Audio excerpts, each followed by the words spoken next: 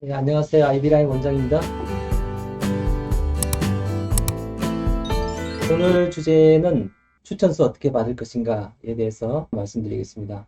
지금 세 가지 중요한 거를 다시 한번 리마인드 드리면, 명문대학에서는 세 가지 기준에 따라서 입학 심사를 하는데, 첫 번째가 액티비티입니다.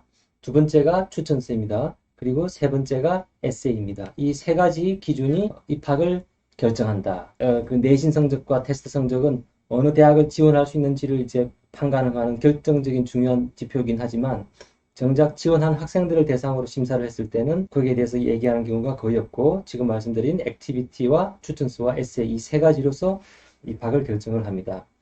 그래서 어제 이제 첫 번째로 이제 액티비티를 말씀을 드렸고, 액티비티보다 제가 생각할 때는 좀 더 중요한 게 추천서입니다. 최종 단계에서 간접 면접에 해당하는 에세이에 부가적으로 들어가는 거죠. 간접 면접에 해당하는 이제 이 추천서인데, 추천서가 결정적인 영향을 미친다는 것을 오늘 제가 구체적으로 정보를 드리도록 하겠습니다. 미국 대학에서 지금 받는 추천서의 종류입니다. 그냥 한번 보면 스쿨 리포트가 있죠. 우선 다 학부모님들 다 알고 계시고 이제 학생들 칼리지 카운슬러가 쓰시는 거 이게 이제 필수로 들어가는 거고요. 이번은 홈스쿨 하는 학생들에게 이제 요구하는 건데 뭐 대부분 해당되지 않죠.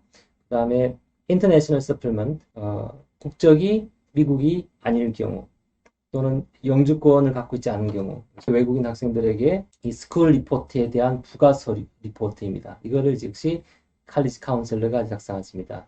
그 다음 칼리지 카운슬러께서 추천서 내용도 작성을 합니다. 스쿨 리포트와 인터내셔널 서플먼트와 카운슬러 레코멘데이션 이렇게 세 가지. 게다가 옵션으로 뭐 학교에 따라서는 중간 리포트도 이렇게 나오는 경우가 있기 때문에 대부분 해당되지 않고요. 미디어 리포트라고 학기말 성적을 이제 제출을 합니다. 얼리 같으면은 이게 이제 들어가지가 않는데 레귤러 같으면은 원서를 지원하고 그 이후에 성적이 나오면 1월 달에 제출을 해야 됩니다. 그래서 요 네 가지 스쿨 리포트하고 인터내셔널 서플먼트와 카운슬러 레코멘데이션, 미디어 리포트 요 네 가지를 카운슬러 선생님이 작성해서 제출을 합니다. 카운슬러 선생님하고 관계가 중요하겠죠. 자, 그리고 파이널 리포트는 어드미션하고는 상관없습니다. 그냥 이제 형식적으로 내라고 하는 것이고요.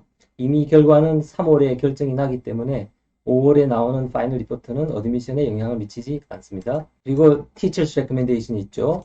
명문대학들이 대개는 이제 두 개를 필수로 요구하고 유시 같은 경우는 추천서를 뭐 내지 말라고 이렇게 하는데 사립학교 기준으로 했을 때는 한 개 또는 두 개가 필수로 요구가 됩니다. 그리고 other recommendation, 기타 역시 한 개 또는 두 개를 허용을 합니다. 그래서 총 추천서를 써주시는 분은 2명에서 최대 5명까지입니다. 즉 카운슬러 선생님 한 분이 이제 이렇게 쓰시고 teachers recommendation이 한 명 또는 2명, other recommendation 또 한 명 또는 2명 이렇게 하면 최소 2개에서 최대 5개까지 추천서를 쓰게 되죠. 평균 우리 학생들 보면 4개를 씁니다. Teachers Recommendation 이제 기본적으로 2개가 들어가고 명문대학들이 대부분 이제 2개를 필수로 요구하니까 이건 이제 Other Recommendation 1개 정도 이렇게 돼서 하나씩 검토를 해보도록 하겠습니다. 제가 이게 이제 링크를 넣어놨는데 자, 이 링크를 들어가면 어떻게 되어 있냐면 각각에 대해서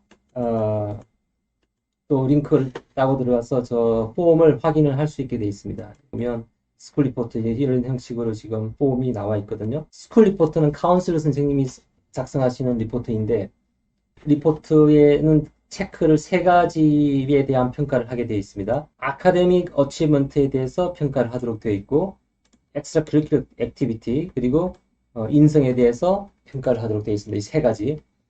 근데 그냥 좋다, 나쁘다 이런 식의 평가가 아니고 항목이 이렇게 되어 있습니다. 상위 1%냐, 상위 5%에 해당하냐, 상위 10%냐 굉장히 아주 세심하게 평가를 하도록 되어 있습니다. 여기는 뭐 기본적인 정보도 뭐 학교 GPA가 어떻고 학교 전체 랭크가 몇 명이고 몇 명 중에 몇 등을 했고 웨이트냐 웨이트 아니냐 여기 보면 뭐 IB, AP 몇 과목 하고 있고 등등등등 쭉 자세하게 적게 되어 있습니다. 그리고 결국 이 중요한 것은 이 내용인데 레이팅스 아카데미 어치먼트가 상위 1%에 해당하냐 여기에 해당되는 경우는 사실은 이제 학생들 거의 없겠죠. 100명 중에 1등을 해야 되기 때문에 50명 중에 1등을 해도 지금 상위 1%에 안 되거든요. 그러니까 사실 뭐 이것까지 기대를 하기는 좀 힘들고 저는 학생들에게 상위 5%에 되도록 노력을 하라. 제가 이렇게 가이드를 하거든요. 많은 학생들이 내가 추천서 잘 받을 수 있어요. 이렇게 자만하는 경우가 있어요. 이제 되게 그런 경우가 상위 10% 안에는 들겠다는 생각을 하기 때문에 50명 중에 내가 5등이다.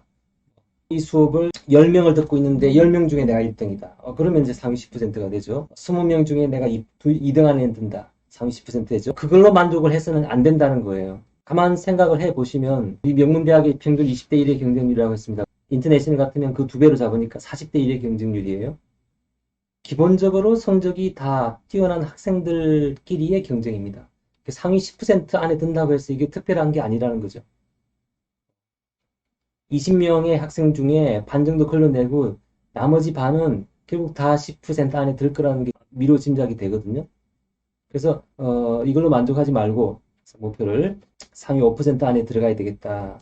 그 다음에 extracurricular activity에 관해서도 상위 10%에 만족하지 말고 5% 안에 들 정도 이렇게 해야 되겠다. 우리가 생각할 때는 50위권 학교, 일반적인 학교를 간다 그러면 뭐 good, very good 정도만 돼도 이제 충분하죠. 30위권 이내, 특히 20위권 이내, UC 버클리 이상 아이비리그 생각했을 때는 반반 정도로 나와줘야 될 것 같아요. 쭉 상위 10%의 한 반 정도가 체크되고 상위 5%의 한 반 정도가 체크되고 여기에서 제일 힘든 부분이 personal qualities and character 여기 인성에 대해서 이제 나오는데 이제 제가 알고 있는 또는 간접적으로 들은 인터내셔널 스쿨의 카운슬러 분들의 의견을 들어봤을 때 한국 학생들에 대한 평가가 썩 좋은 것 같지는 않습니다. 공부에 비해서. 그러니까 공부가 상위 10%인데 인성은 very good이다. 이 정도가 되는 거죠. 공부에 비해서 인성이 더 상위에 랭크되기가 쉽지가 않다는 거죠. 한국 학생들의 경우에는.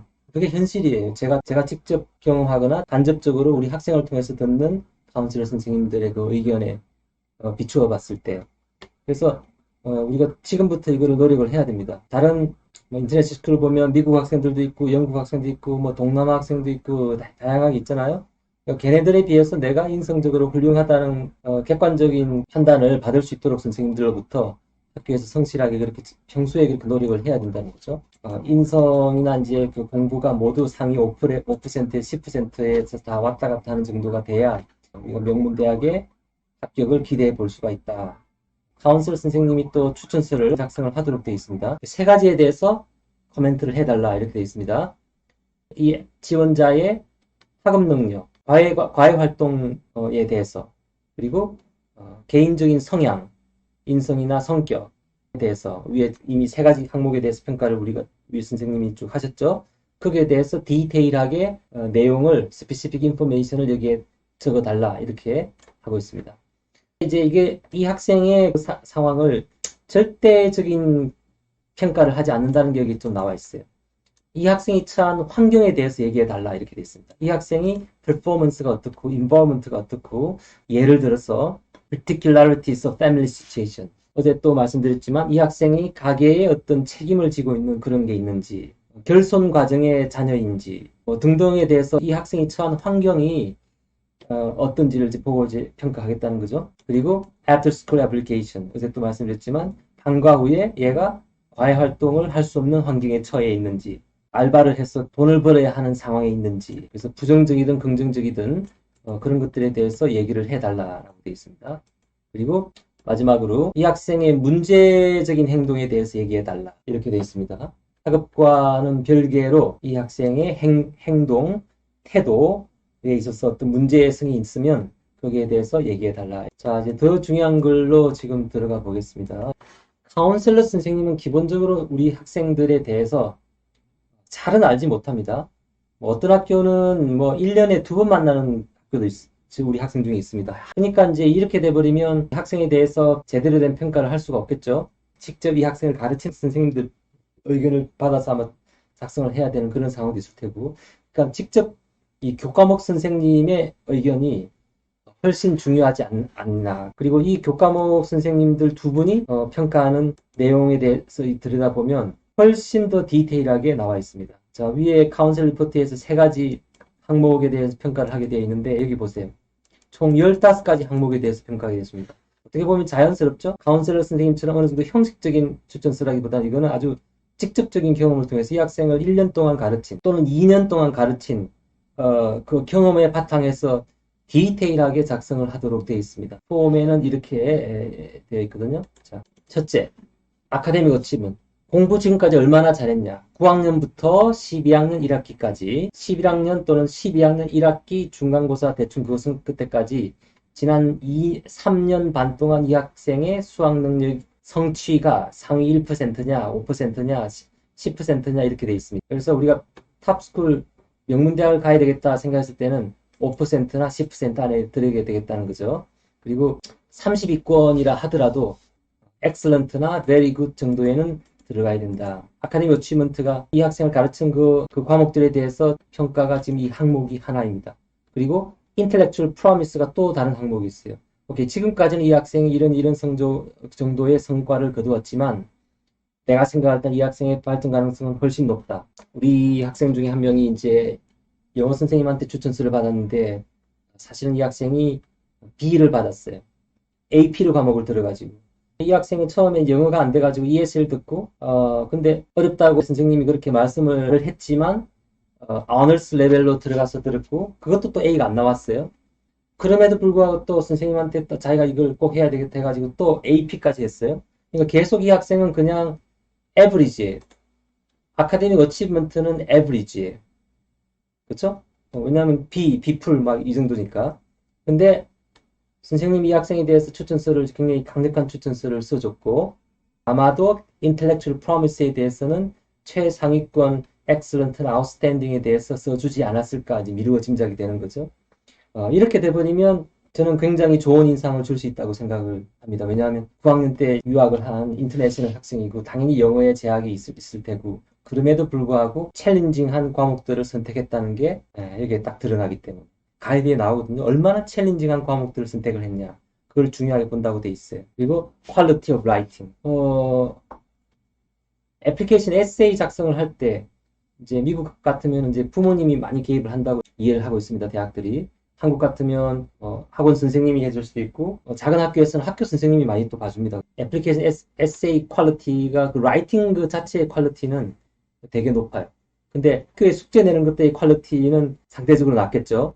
퀄리티 오브 라이팅이 또 에브리지 돼 있는데 나중에 애플리케이션 에세이는 보면 아주 탁월한 수준이 나왔다. 그럼 벌써 누군가의 개입이 심각하게 있었다는 것을 알 수가 있죠.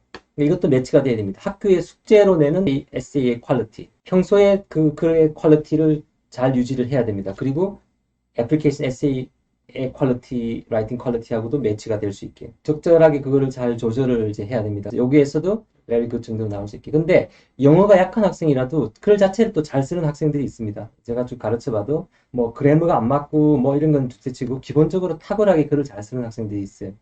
그래서 영어 점수, 뭐 토플 점수는 뭐 100점이 안 되는데 퀄리티 오브 라이팅 거의 엑셀런트 수준으로 나오고 있는 학생들이 있거든요. 그리고 크리에이티브 오리지널 토트에 대한 적인 사고력에 대해서 제가 며칠 전에 그 영국 대학 입시에서 말씀드렸듯이 창의적인 사고력이 옥스브리지의 입학을 당락을 결정한다고 제가 말씀드렸잖아요. 여기에 대해서 엑셀런트, 아웃스탠딩까지 좀 가져야 될 것 같습니다. 한국 학생들이 이 부분 수업 참여도, 태도 문제가 이제 크죠. 성적이 어땠는지 못지않게 중요합니다. 성적이 항목이 하나고 태도가 항목이 하나예요. 수업에 적극적으로 참여하고 선생님 말씀에 대해서 반응도 잘하고 질문도 많이 던지고 이제 이런 것들이 계속 보여졌을 때 선생님이 이제 이 학생에 대해 좋은 인상을 받겠죠. 이 에피소드를 제가 하나 말씀을 드리면요. 저희 학생 중에 한 명이 캐나다 그 교포 학생인데 여름에 이제 저희 학원에 와가지고 수업을 듣고 학원을 또 이런 SAT 학원을 처음 다니보니까 성적이 처음에는 좀 안 좋았어요. 근데 이 학생의 좀 특징이 수업 중에 엄청 질문이 많아요. 그래서 조금 다른 저 학생들한테 지켰다고 그래야 될까? 네.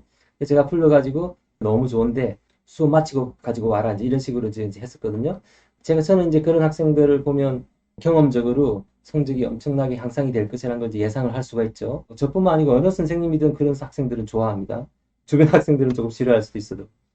그래서 결국에는 나중에 이제 그 학생이 2300점대를 받고 그 반에서 1등을 하고 그 학생이 이제 하버드를 갔어요. 대단하죠? 수업 참여도가 매우 중요하다는 것을 제가 좀 말씀드리겠습니다. 이 5가지 항목이 아카데믹한 것들에 해당이 되고 나머지 10가지는 공부와는 직접 관계가 없습니다. 지금 보세요. Respect accorded by faculty. 선생님들이 이 학생에 대해서 어떻게 평가를 하는지에 대해서 평가를 해달라 이렇게 되어 있습니다. 이 본인은 어떻게 평가하든지와는 별개의 문제로 faculty, 기본적으로 선생님들이 이 학생에 대해서 어느 정도로 평가를 하고 있는지에 대해서 평판에 대해서 자기가 이해한 것을 여기 항목에 평가해달라.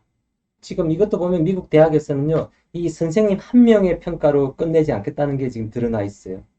선생님은 두 분에게 평가를 받지만 사실상 이 두 분이 다른 선생님들도 어떻게 평가하는지까지 포함해서 얘기를 해주니까 사실은 이 학생을 가르친 모든 선생님들이 이 학생에 대해서 어떻게 평가하는지가 여기 반영이 된다는 거죠. 추천서 부탁드릴 분이 아니다 하더라도 잘 보여야 되겠다. 디시플린 워크, 학생 태도. 이건 꼭 공부, 학업뿐만 아니고 뭐 학교 생활까지 포함해서 얼마나 이 학생이 규율이 잘 갖춰져 있는지, 디스플린 돼 있는지. 미국 학교들은 뭐 학부모님들 다 지금 느끼고 계시겠지만 엄한 편입니다. 한국 학교에 비해서, 그죠? 학교 규율을 엄청 따지기 때문에 되게 조심을 해야 됩니다. 그 다음에 maturity, 이 학생의 정신적인 성숙도가 어느 정도인지, 기대치가 굉장히 높습니다. 역시 이 부분이 우리 한국 학생들이 좀 약한 부분이죠. 아무래도 우리는 이제 고등학교 졸업할 때까지는 굉장히 과보호를 받고 있는 상황이고 미국 아이들에 비해서는 상대적으로 좀 불리한 평가를 받을 수밖에 없겠죠. 그래서 이건 크게 제가 기대하지 않지만 그래도 very good 정도는 들어가 줄 수 있게 노력을 해야 되겠습니다. 리더십에 대해서도 역시 평가를 하게 돼 있고요. 그 다음에 integrity, 정직성, 양심, 얼마나 학생이 양심적인가. 이것도 우리 학생들이 그렇게 유리한 것 같지가 않습니다. 한국 사회적인 환경이 우리 학생들에게 양심적인 것에 대한 가치를 그렇게 높이 평가하지 않기 때문에. 그 다음에 reaction to setbacks, 학생이 처한 그 어려움에 대해서 어떻게 반응하는지, 슬기롭게 그걸 잘 이겨냈는지, 전화위복의 기회로 삼는 그런 자세를 갖고 있는 학생인지. 그 다음에 concerned fathers, 과연 이타적인 학생이냐. 대체적으로 우리 학생들이 다 대체로 이타적인 편입니다. 그럼에도 불구하고 역시 또 우리 주변의 환경이 그렇지가 못해요. 역시 불리합니다. 기본 바탕 심성은 아이들이 착하고 이타적이에요. 근데 환경이 그렇게 가만두지를 않습니다. 그래서 이것도 열심히 노력을 해야 선생님들로부터 이타적인 학생이라는 건 평가를 받을 수 있을 것 같습니다. 그 다음에 self-confidence. 이거는 우리 학생들이 좀 거의 뭐 outstanding excellent 될 것 같아요. 기본적으로 학생들이 자신만만한 편이에요. 한국 학생들의 장점이기도 하죠. 그리고 initiative, independence. 과연 이 학생의 독립심이 어느 정도인지 이것도 좀 높은 평가를 받을 가능성은 좀 없어 보입니다. 자, 그래서 결론적으로 지금 호락호락하지가 않습니다. 학생들이 성적이 좋기 때문에 반에서 내가 1등이고 2등이고 하기 때문에 추천서 잘 받을 거예요. 그렇게 얘기해요. 근데 엄밀하게 말하면요, 이 15가지 항목 중에 한 가지에 대해서만 자기는 잘 받을 거라는 확신을 하고 있는 거예요. 나머지는 지금까지 어떻게 했는지 공부 이외의 것들이 너무 많아요.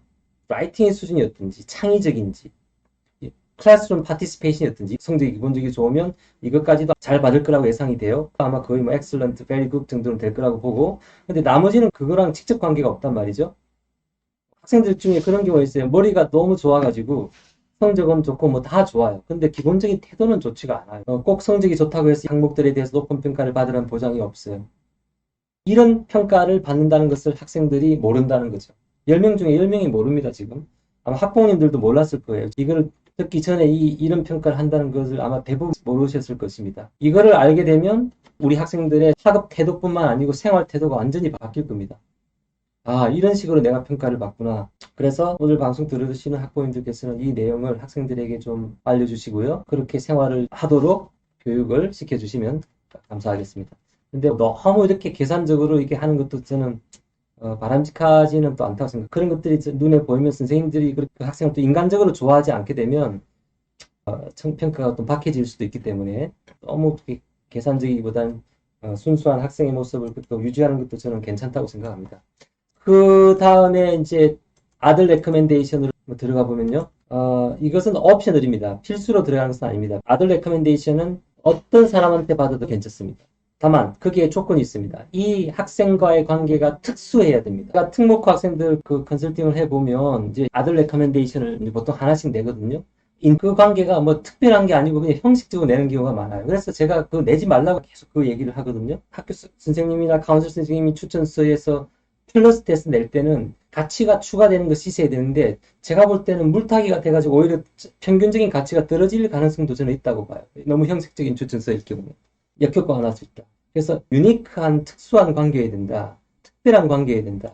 그러면 우리가 생각할 수 있는 가장 특별한 관계가 뭐가 있을까요? 제일 추천을 드리는 것은 부모님이 써주시는 추천서입니다.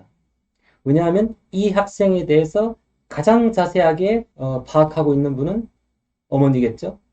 그래서 선생님들이 이야기해 줄 수 없는 좀 더 구체적이고 좀 더 깊이 있는 이 학생에 관한 정보를 어드미션 오피스들에게 전달해 줄 수 있고 이 학생을 평가할 수 있는 정보를 제공해 줄 수 있는 거예요. 그래서 부모님의 추천서가 저는 가장 좋다고 보고 그 다음에 또 누가 유니크한 관계를 맺고 있냐면 베스트 프렌드들이죠. 저희 학생 한 명 예를 좀 들어보면 이 학생이 이제 그 스탠포드에 간 학생인데 영국계 학교를 다니면서 6학년부터 졸업할 때까지 졸업하기 한 해 전이죠.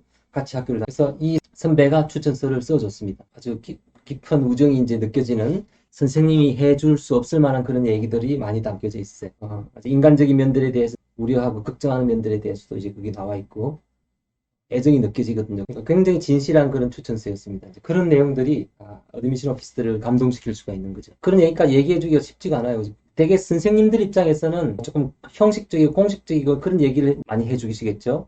프렌드 같으면 굉장히 내면적인 심리적인 관계에 관해서 이 학생이 어떤 것에 대해서 특별히 예민하고 어떤 것에 대해서 지금 슬픔을 갖고 뭐 힘들어하는 게 있고 등등에 대해서 자세하게 얘기해 줄 수 있고 그리고 어떻게 극복하기 위해서 어떻게 노력을 하고 있고 등등에 대해서 그죠? 부모님은 더 잘 얘기해 줄 수가 있겠죠?